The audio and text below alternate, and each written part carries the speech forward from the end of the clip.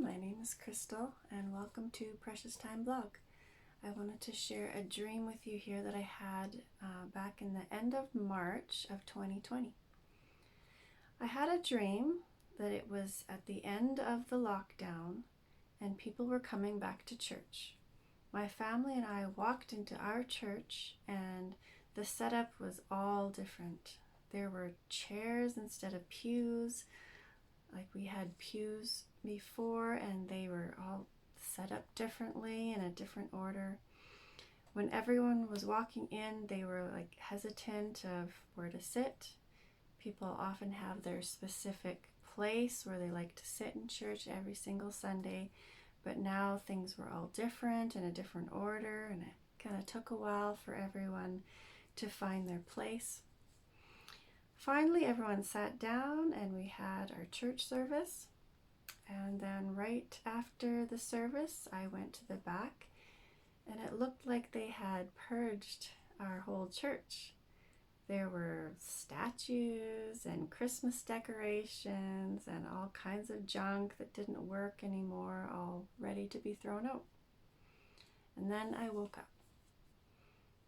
I think what this dream means, if I were to give my best guess, is that our structure of how we do church is going to change and people will be hesitant of how they fit into their new role. But eventually they will figure it out, and just like how everyone sat down in the new chairs, they'll just figure it out. What I find kind of ironic about this is that our church actually did get new chairs very recently. So I thought that was kind of funny. So anyways, back to my dream.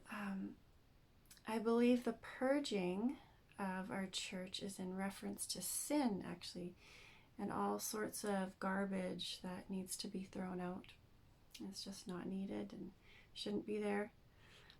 I wouldn't say this is necessarily specific to our church only, but all churches are in need of a good purging. Just like junk can build up in our own homes, every year we need to go through and throw out the things that don't work or we've grown out of them.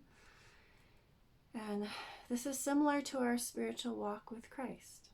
We need to constantly evaluate our lives, and is there sin somewhere that needs to be thrown out, gotten rid of? Am I still feeding myself with spiritual milk, or should I be on meat and potatoes now? Am I effectively waging war with the sword of the Spirit, or am I using just a piddly little paring knife? Just some things to think about as God brings us through this new era of change. Are we doing everything we can to be effective at sharing the gospel and honoring the Lord, glorifying Him? Or are we running our churches like businesses that are afraid to lose customers? So a few things to think about there. Thanks for watching.